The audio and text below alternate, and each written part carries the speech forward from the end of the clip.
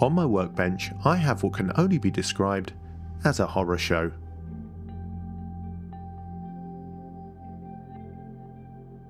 This melted, mangled mess was retrieved from the charred remains of my family home.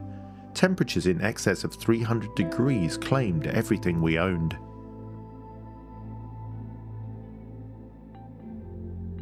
These Colecovision cartridges are so disfigured I don't even know what some of them are.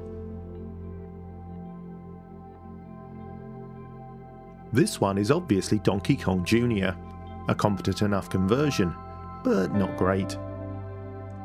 No idea what this game is, but this cartridge has a partial label obscured by the melted plastics. We're going to find out what this game is, and if it works, and we're going to do it.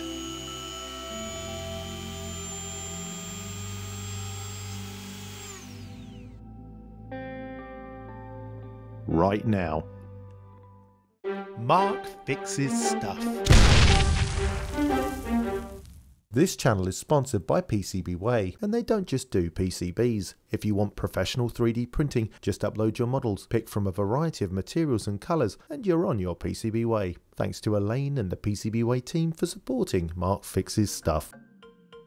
So we're back with another attempt at recovering something from the ashes of my life. But I'm going to choose my projects as carefully as I can.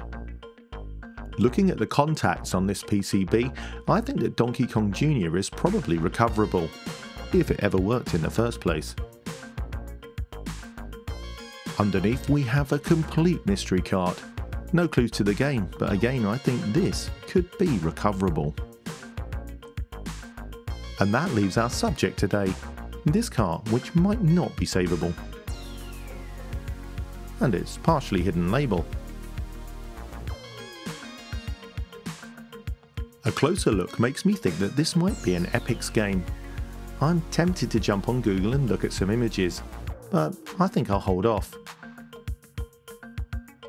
Let's find out the hard way. I also really have to point out that this looks like a shocked face with a row of teeth to me. Let's gently separate the fused cartridges. Only kidding.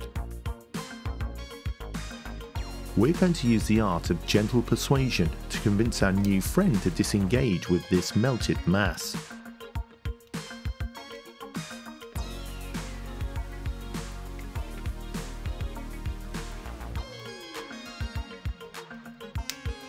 And there we have it.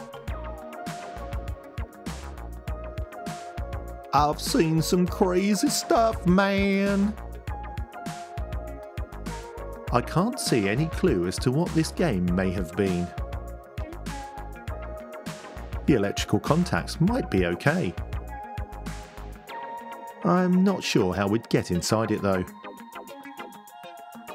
But that's a problem for another day. Now I think we need to try and detach our target cartridge from the melted copy of Donkey Kong Jr.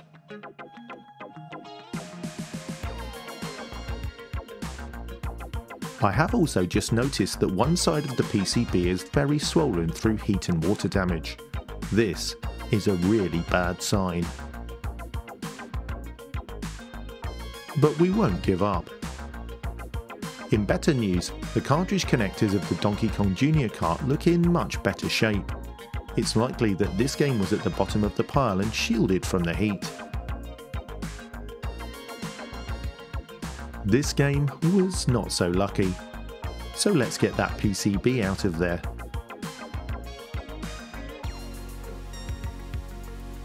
First I try to simply use my hands, but they will not budge, the two cards being completely melted together.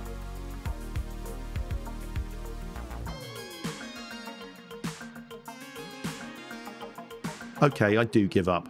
I know when I'm beaten. I'm a bit stumped, but then I have an idea. Leverage. And whilst my first angle doesn't work out, That attempt gives me the idea to approach from the side, and that satisfying crack says it all.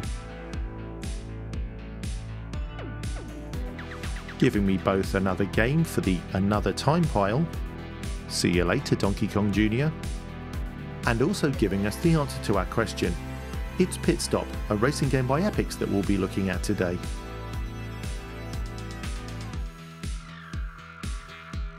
As I pull away some of the easier parts of the melted shell, you can really start to see the soot on the PCB. Let's gently cut away some of the melted plastic from the sides of the cart. Using a rotary saw blade on my multi-tool, I go slowly, trying to avoid melting the plastic further. The smell it kicks out is the same smell as my burned out house, and it triggers some nasty memories.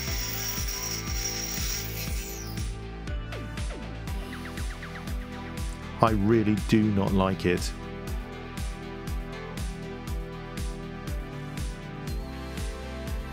I don't give up though, and curiosity is the stronger emotion than grief in this situation.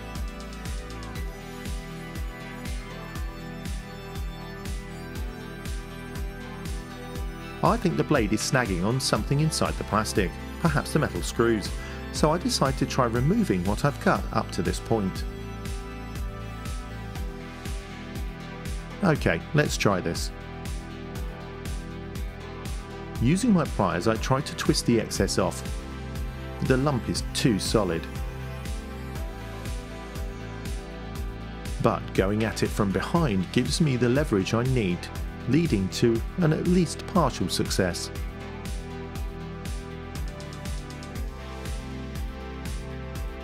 Let's get this label out of the way.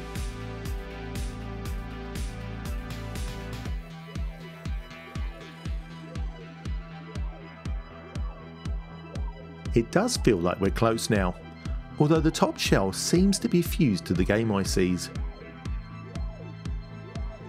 I make a feeble attempt at unscrewing the screws, more out of curiosity than anything, but they're melted and inset into the plastic, and they will not budge.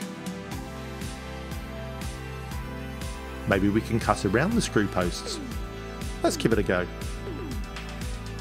With the rotary saw, I try to free the top part of the plastic, whilst being mindful not to plunge the blade in too far and kill the PCB. It's stinky, slow and stressful work. Really stinky. This feels like a good strategy to weaken the plastic's grip on its treasure, so I go ahead and I do the other side as well.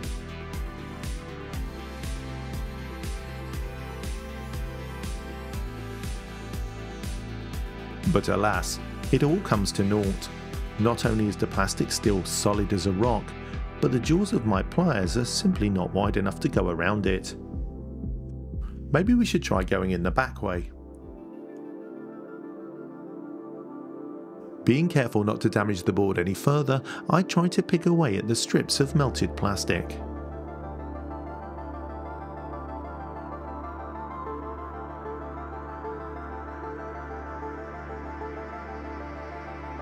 Some of the shell has melted onto the IC pins, making it difficult to remove.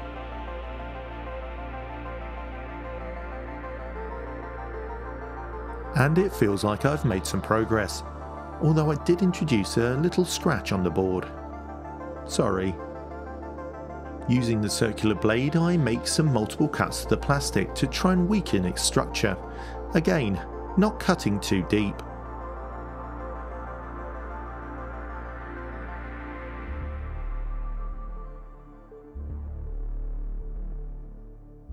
Then I have another go with the pliers. It feels like it wants to give, but I don't want to risk the PCB.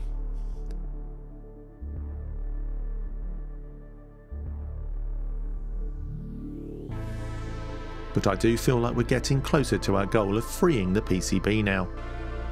I'm starting to think that the metal screws in here are strengthening the fused plastic and holding the melted material on the back.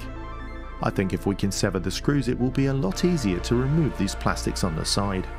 And for that, we'll need a cutting disc. Before we attempt the screw, I melt away the big annoying lump of plastic that stops me holding the cartridge flat on the bench. And losing the tip of my glove thumb, and the last of my patience, I go to town on this stinking shell. Wearing eye protection, of course. The plastic actually feels like it's coming apart now, but it smells of regret, misery, and loss. Going back to my trusty Poundland pliers, I start nibbling away at the newly exposed weak points until, et voila. Most of the burnt plastic finally comes away, and we get to see just how bad this damage really is.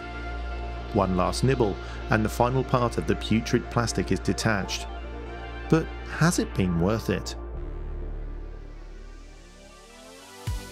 The board is damaged on some of the connection fingers, but that's mainly a ground. A bigger problem is that the PCB is very swollen and expanded on one end. This side is okay, but this side is not. I'm going to clean this up anyway to see if we can get any life out of it on the Colecovision. Oh, and new gloves after thorough hand washing, in case anybody was worried. I'm going to use some isopropyl alcohol first, the idea being that it can help break down the greasy soot that's smothering the contacts.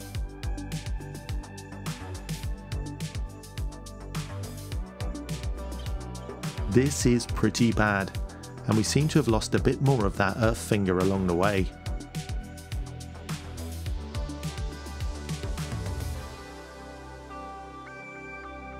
Try as we might, IPA can't remove all of the pitted soot on the edge fingers. When soot from a fire is deposited on a surface, it's often hundreds of degrees Celsius, and of course it melts into the material. The edge fingers are quite rough with the attached contaminants. But we have a plan for that. This is a fiberglass pencil. Its tip is made of incredibly abrasive fiberglass strands, and it simply wears the surface of the material down. Yes, it's a pretty extreme fix for edge connection fingers, but these are desperate times. A word of warning though, don't get any fiberglass deposits on your skin. It's like a super splinter, a pain both literally and figuratively. It is a super effective tool though, as the gleaming surfaces of these edge contact fingers can testify. With our fingers at the ready and dazzlingly reflective, I think we should try this in the Colecovision. But our earlier fears were correct, and the swollen board will only insert at an angle. But it is inserted, so I try a power on. Incredibly, pit stop bursts into life, which is actually a bit annoying. You see, if it was simply dead, I could have abandoned it, but now I think I'll have to rescue these ICs. And maybe we need a new cart PCB. What do you think? Should we do it? Is it worth it? Should these chips be saved?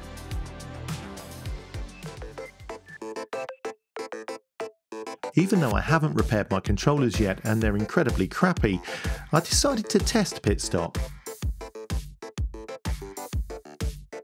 In all honesty, I'm a bit torn about what to do next. Is a new PCB too far? Is it still the same cartridge with a new PCB and shell?